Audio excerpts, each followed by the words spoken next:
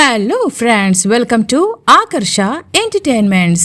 ఎండమూరి వీరేంద్రనాథ్ గారి super horror story తులసి దళం. శ్రీధర్, విద్యాపతి ఇద్దరు కూడా పాప కనబడటం లేదని స్కూల్ దగ్గర, వాచ్మెన్ దగ్గర అన్ని చోట్ల వెతికి బస్ క్లీనర్ దగ్గరికి వెళ్లిన తర్వాత అక్కడ వాళ్ళు విచిత్రమైన పరిస్థితులు ఎదుర్కొంటారు. ఆ తర్వాత శారదకి ఫోన్ చేయగానే పాప ఇంటికొచ్చేసిందని శ్రీధర్కి చెప్తుంది. ఆ తర్వాత ఏమైందో కంటిన్యూగా వినేసేద్దాం. స్టోరీ పూర్తిగా వినండి. అలాగే దయచేసి నా ఛానల్ని సపోర్ట్ చేయండి. తప్పకుండా సబ్స్క్రైబ్ చేసుకుని మరి ఈ స్టోరీస్ అన్ని విని ఎంజాయ్ చేయండి. And now back to Tulasidalam. Sharada, నేను శ్రీధర్ని. తులసి అతడి మాటల్ని మధ్యలోనే ఆపు చేస్తూ, వచ్చిందండి ఇప్పుడే.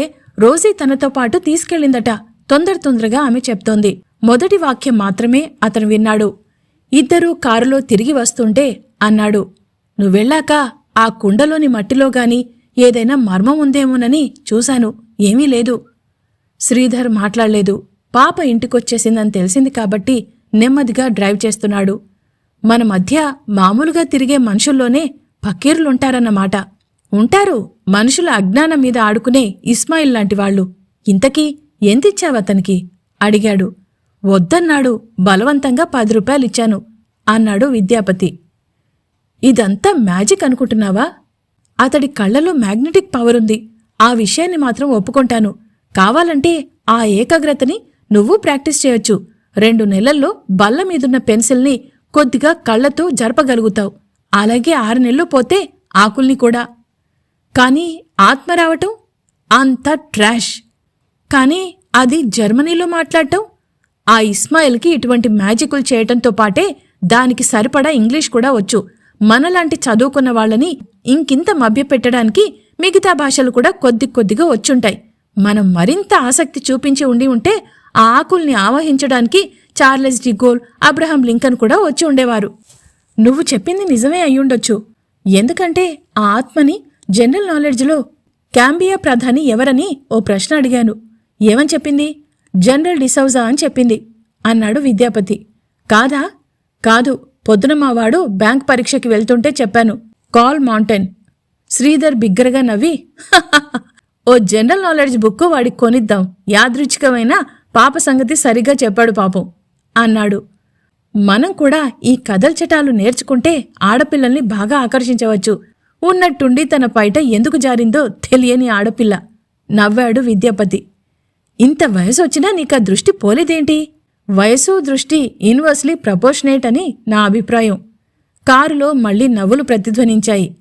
అదే కారులో ఒక ట్రాన్సిస్టర్ ఫిట్ చేసి ఉంది. వాళ్లేగాని దాన్ని స్విచ్ ఆన్ చేసి ఉంటే 9 గంటల న్యూస్ వచ్చుండేది. కాంబియాలో కూప్ జరిగిందని, ఆ రోజు సాయంత్రమే జనరల్ డిసౌజా పదవిలోకి వచ్చాడని వాళ్లకి తెలిసి ఉండేది. వాళ్ల సంభాషణలో వాళ్లున్నారు.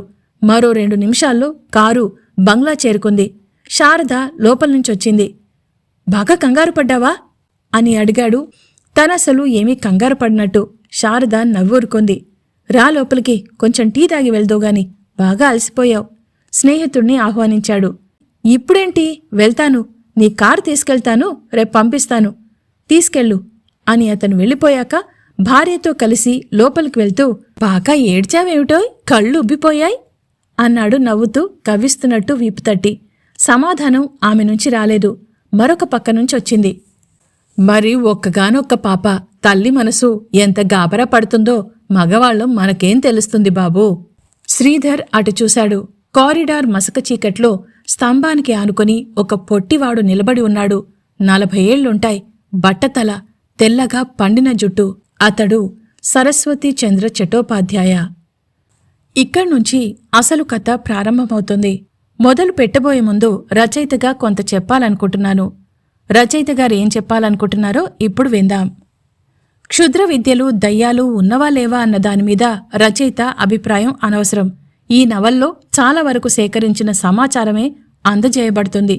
10 మంది మనుష్యులు వలయాకారంలో చేరి మధ్య ఒక దున్నపోతుని దాని కాలు విరిచేసి వదిలి అది దేక్కుంటూ ఆ వలయంలో తిరుగుతూ ఉంటే అందరూ కలిసి దాన్ని హృదయ విదారకంగా చంపటం ఈ రచయిత స్వయంగా చూశాడు. అది క్షుద్ర దేవతల్ని సంతృప్తిపరుస్తుందట. ఇది అనాగరికం అయితే అయ్యుండొచ్చు. మరి హోలీ రోజు కాముని దహనం ఇంకో 50 సంవత్సరాలు పోయాక ఆ తరం వాళ్లకి అనాగరికంగా కనపడవచ్చు కదా. పెరట్లో నిధి కోసం పక్కింటి కుర్రవాణ్ణి చంపినవాడు ఎంత మూర్ఖుడో, పెళ్ళాం మంగళసూత్రం అమ్మి తండ్రి ఆస్తికలు కాశీగంగలో కలపటం కోసం వెళ్లేవాడు కూడా అంతే మూర్ఖుడు. ఈ లెక్కన ముందు డాక్టర్ దగ్గరికి వెళ్లి మందు తీసుకుని తగ్గకపోతే ఆ తరువాత తిరుపతికి వస్తానని మొక్కుకునేవాడు పరమ మూర్ఖుడై ఉండాలి. అయితే ఇది నమ్మకం. ఈ నమ్మకం అనే పదాన్ని ఒప్పుకోగలిగితే దేవుడైనా దెయ్యమైనా ఒకటే.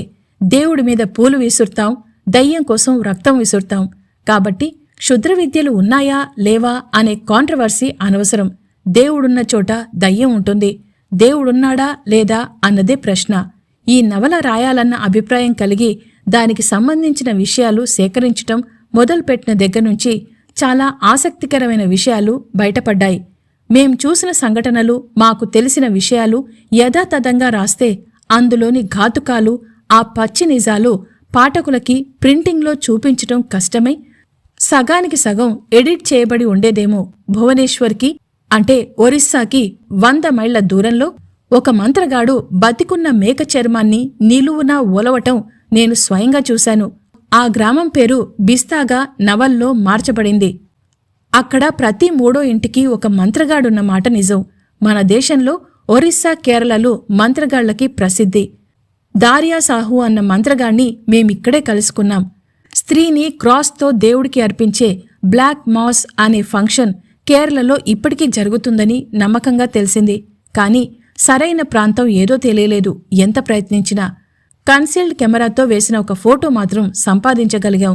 నాకు తెలిసినంతవరకు క్షుద్ర విద్యల మీద తెలుగులో నవలలు రాలేదు.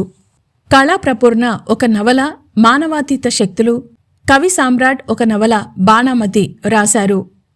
డిటెక్టివ్ నవలా ఛాయలు పడకుండా ఈ రకం నవలలు, సంఘటనలు రాయడం కష్టం. అంతేకాదు ఈ రకం నవలలన్నిటిలోనూ దాదాపు కథ ఒకేలా ఉంటుంది. ఉదాహరణకు డ్రాకులా. అంతేకాదు నవల రచనలో ముఖ్యమైన క్యారెక్టరైజేషన్ ఈ రకం నవల్లో చొప్పించటం అసాధ్యం. నాకు తెలిసినంతవరకు డేవిడ్ సెట్టర్ రాసిన ఒమెన్లో థాన్ పాత్రలో ఇది కనపడింది. ఈ పాత్రని గ్రెగరీ పెక్ అనే నటుడు సినిమాలో పోషించాడు. ఇక ఈ నవల్లో శ్రీధర్ పాత్రకి దీనికి పోలికలు కనపడతాయి. ఎఫ్డి కోలాబావాలా రాసిన విచ్ క్రాఫ్ట్, లూయిస్ జాకల్లా ఇట్ అకల్ట్ సైన్స్ ఇన్ ఇండియా అనే పుస్తకాలు క్షుద్ర విద్యల గురించి చాలా వివరాలు చెప్తాయి. అలాగే సండే స్టాండర్డ్, డెక్కన్ క్రానికల్లో పడిన వ్యాసాలు ఈ నవల వ్రాయటానికి తోడ్పడ్డాయి. ఇన్ని పుస్తకాల్లో నుంచి ఇన్ని వివరాలు తీసుకుని రాస్తున్న ఈ నవల్లో ఒక నవల ఛాయలు కనపడకుండా ఉండటానికి ప్రయత్నించాల్సి వచ్చింది. పాప అనేసరికి జ్ఞాపకం వచ్చే ఆ నవల పేరు ఎగ్జార్సిస్ట్.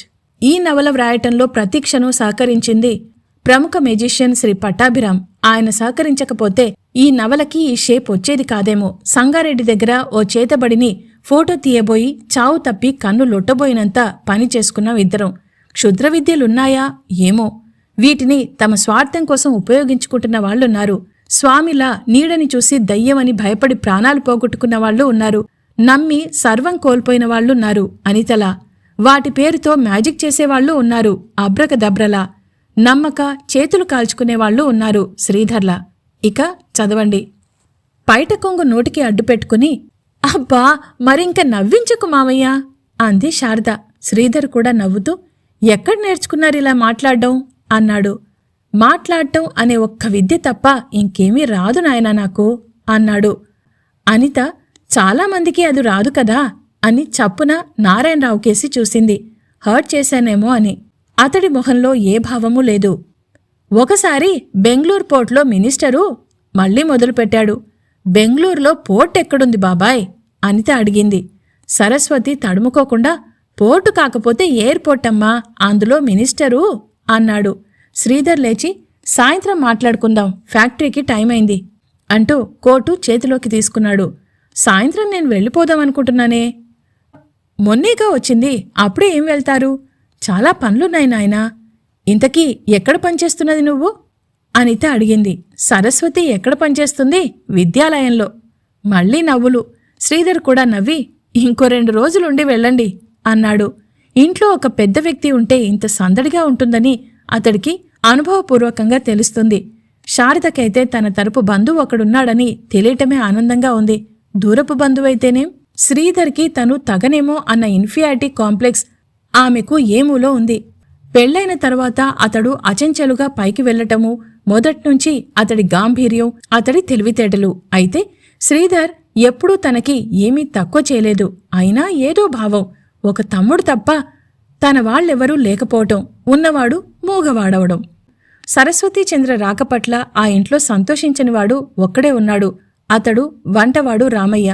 రామయ్యకి 55 వయసుంటుంది. ప్రపంచాన్ని చూసినవాడు. అతడికి సరస్వతి చూపు నచ్చలేదు. మా అబ్బాయిని తీసుకొస్తానమ్మా, వాడికి ఉద్యోగం చూపించే బాధ్యత మీ ఆయనదే అన్నాడు సరస్వతి. తప్పకుండా తీసుకురండి మావయ్య. ఏం చదివాడు? శ్రీధర్ అడిగాడు. పల్లెటూరులో ఏం చదువు ఉంటుంది నాయనా? పేరు పైడితల్లి. అనిత పక్కున నవ్వి, భలే పేరు బాబాయ్ అంది. సరస్వతి ఆమె వైపు క్షణంసేపు సాలోచనగా చూశాడు. అయితే మీరిద్దరూ రండి అని శ్రీధర్ వెళ్ళిపోయాడు. పాపకి స్కూల్ లేదా? స్కిప్పింగ్ చేస్తున్న పాపని చూస్తూ అడిగాడు. ఈరోజు నెహ్రూ గారి పుట్టినరోజుగా స్కూల్ లేదట అంది శారద. ఎంత పాప వయసు? అటే చూస్తూ అడిగాడు క్యాజువల్గా. రేపు జనవరి 14కి 10 నిండుతాయి. ఎటో చూస్తున్న సరస్వతి ఉలిక్కిపడ్డాడు. ఇంకా 2 నెలలే, సరిగ్గా 2 నెలలు అన్నాడు. చిదానందస్వామి మాట్లాడలేదు. మనం తొందరపడాలి మళ్ళీ అన్నాడు. పైడితల్లి చుట్టనూసి రాలుస్తూ దాని పొడిని చూస్తున్నాడు. ఇదంతా నా ఒక్కడికే పట్టినట్టు మీరిద్దరూ మాట్లాడరేం? అదే ఆలోచిస్తున్నాను నాయనా, స్వామి అన్నారు. నేను పైడితల్లిని తీసుకొస్తాను అన్నాను, ఎందుకైనా మంచిదని. అది మొదటి తప్పు అన్నాడు పైడితల్లి. మొదటి అనుమానం మనమీదకొచ్చేయటానికా? వెళ్ళకపోతే మానిద్దాం, ఎందుకైనా మంచిదని చెప్పుంచాను. అక్కడే ఉండి స్లో పాయిజన్ చేస్తే? స్వామి రుద్రాక్షమాల తిప్పుతూ అన్నాడు. శ్రీధర్ డాక్టర్కి చూపిస్తాడు.